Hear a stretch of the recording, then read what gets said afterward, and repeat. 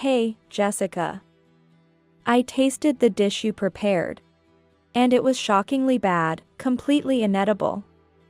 Stop serving such food, please. I was so shocked that I threw it all away. Hurry up and redo it, okay? Got it? These harsh words were hurled at me by my mother-in-law, who seemed to enjoy mistreating her daughter-in-law. However, this behavior would significantly impact the future relationship between me and my mother-in-law. My name is Jessica. I am 30 years old and currently working in a small design office, fulfilling my long-held dream of being a designer. My husband's name is Noah, and he is 35 years old. We met when I was a student, working part-time at a family restaurant of a major group where Noah was employed. Now, Noah works as the manager of that family restaurant. By the way, Noah is the son of a family that manages a major restaurant group. Consequently, Noah is naturally expected to take on the role of a future leader, consolidating the management of the group. For my mother-in-law, the status of Noah being the future successor was a matter of immense pride and a source of boasting. I lost my mother at a young age and was raised by my father alone. When I married Noah, my mother-in-law, who couldn't accept that I was raised by a single parent, strongly opposed our marriage. To her, my background and status were considered lower than hers, and she thought of my joining the family as a blemish. As a result, I was often ignored by her. However, about a year ago, my design was chosen for the menu at the restaurant managed by my father-in-law, changing the dynamics. My mother-in-law, who had studied design in her youth, had made a proposal too. But when hers was rejected, she tried to hide her shock by saying, "Oh, I just wrote it as a trial." Being a professional designer, I found it absurd that my mother-in-law would compete with me. After losing to me, she took it as a personal defeat and started to mistreat me more openly. She frequently visits our home, criticizing and sneering at every small thing. Jessica, what's this? There's so much dust behind the TV. You can't say it's cleaned. How were you raised to be so careless with cleaning? Living in such a dusty place, what if Noah gets sick? Jessica, you might be fine with a house full of dust. But Noah isn't used to living in such a dirty room. As soon as my mother-in-law arrived at our house, she immediately started checking around and began pointing out flaws and criticizing pompously. Watching this, both Noah and I were exasperated, thinking, not this again. Mom, I cleaned that area. Noah replied, slightly irritated. He always helps with the housework and is very reliable. So, are you saying that being bad at cleaning is due to poor upbringing? He asked sarcastically. My mother-in-law was momentarily speechless but quickly changed the subject and retorted. Oh? So, you're making Noah clean? Are you that high and mighty, Jessica? You prioritize your job over housework, but are you really valuing your family? I never neglected my duties, both at work and at home. Even when Noah tried to intervene, my mother-in-law continued until I apologized. I would say, I'm sorry, I'll try harder, and she would leave satisfied, saying, as long as you understand. Noah has tried to address this behavior multiple times, but she never seems to listen. Noah had talked to his father about his mother's behavior, but considering that nothing had changed, it seems his busy father hadn't taken the matter seriously. At first, I thought I could just tolerate these minor annoyances. I hoped that as she aged, my mother-in-law would mellow and change her ways. Little did I know that a major incident that would shake the family was about to occur. One day, Noah's cousin got engaged, and a celebration with the entire family was arranged. Not just family, but business associates were invited too. And a grand banquet was to be held at a high-end hotel's large hall. After hearing this from Noah, I also received a call from my mother-in-law on my smartphone. Hello, Jessica? About the upcoming celebration. We're leaving most of the catering to the venue. But it's customary for each family to prepare the main dish. You said you're good at cooking, didn't you? Her tone was a bit sarcastic. But it was true that I had mentioned being skilled in cooking since I had helped my father, who raised me alone from a young age. I hope it's delicious, because if not, you'll embarrass yourself in front of the relatives. Anyway, I'll leave the main dish to you. Before I could respond, she unilaterally concluded the conversation and hung up. I shrugged it off as usual, started adjusting my work schedule, and began planning the main dish for the celebration. Everything was going smoothly in preparation for the celebration. There was no interference from my mother-in-law, which was eerily quiet. On the day of the engagement party, my phone rang at 11:30 a.m. The celebration was scheduled to start at 1 p.m. I was honestly surprised to receive a call from my busy mother-in-law at that time. Confused but answering the call, she began speaking in an excited and high-pitched voice. Hey, Jessica. I tasted the dish you prepared, and it was shockingly bad. Completely inedible. Stop serving such food, please. I was so shocked that I threw it all away. Hurry up and redo it, okay? Got it? Stunned by her loud voice, I managed to respond calmly. What? Sorry, Mother, I'm currently at the office working. What? Work? What are you talking about? The party starts at 1. There's no time, just remake it. Something seemed off. Confused and unable to grasp the situation, I wondered if she didn't know that I had switched my task. Also, what did she mean by saying she threw away the dish I made?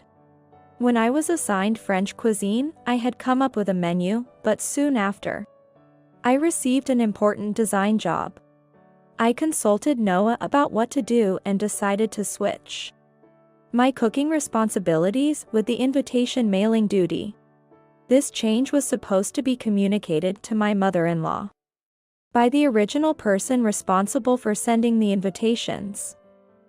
So, I hadn't worried about it. I hurriedly tried to explain the situation. Please listen, Mother. Actually, I had to drop the cooking task due to a sudden work assignment. I'm planning to head there after finishing work today. What? I don't understand. You were in charge of French cuisine, weren't you?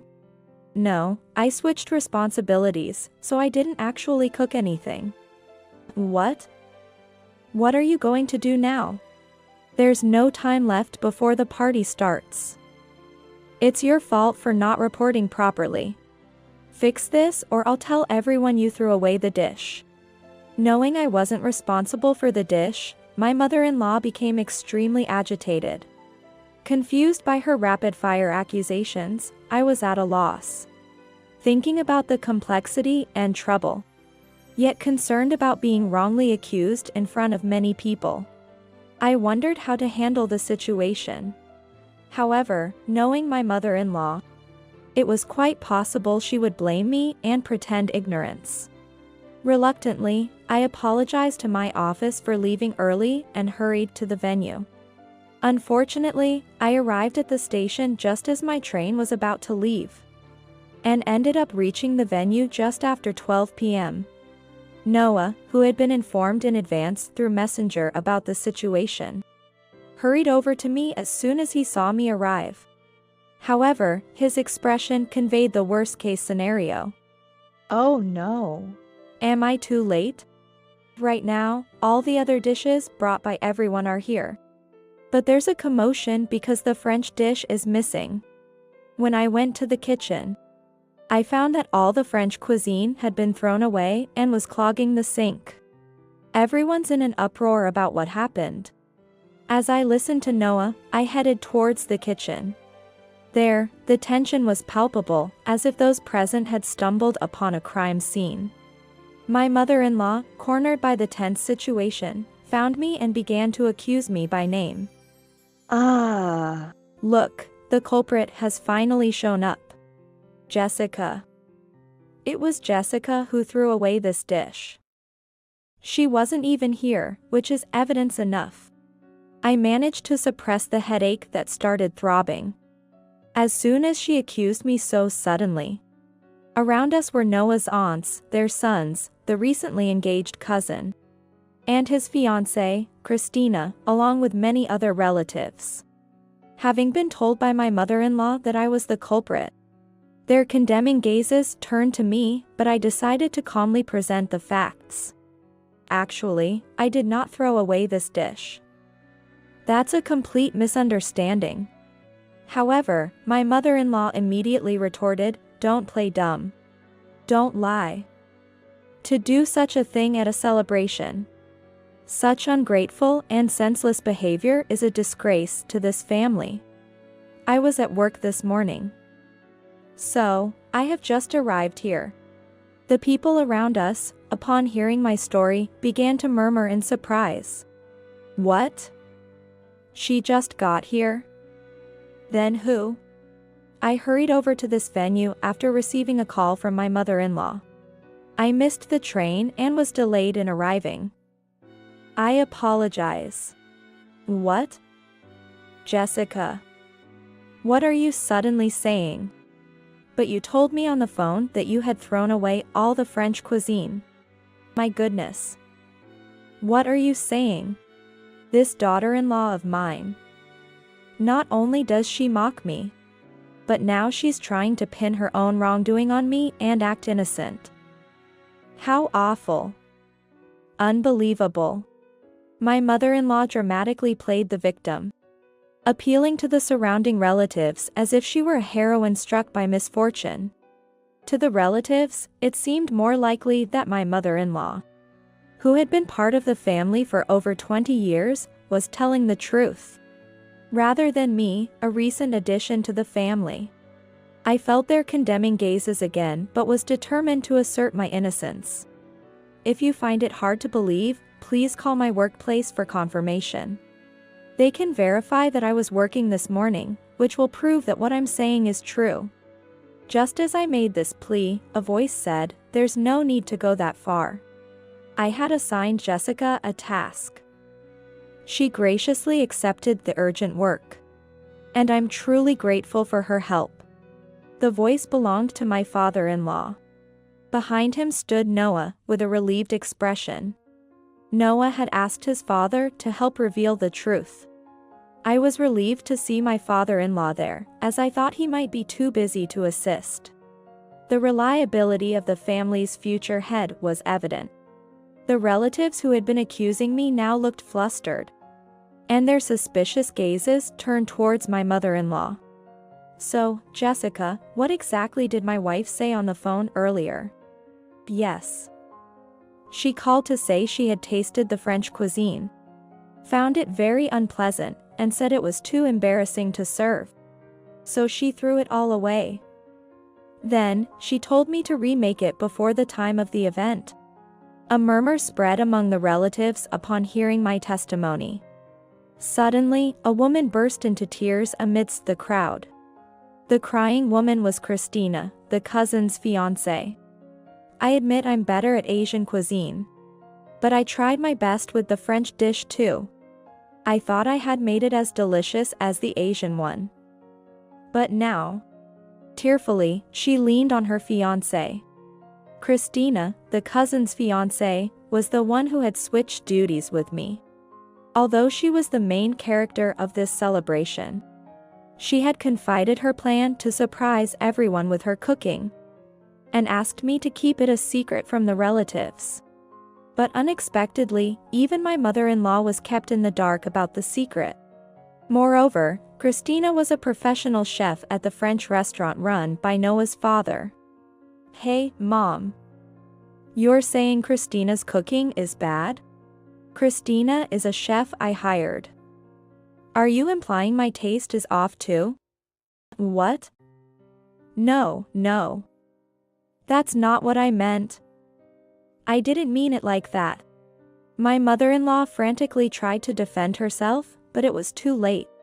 Christina's culinary skills, recognized and respected by my father-in-law, were beyond doubt. Always criticizing your daughter-in-law, maybe your taste has dulled. Perhaps you can't recognize real flavor anymore.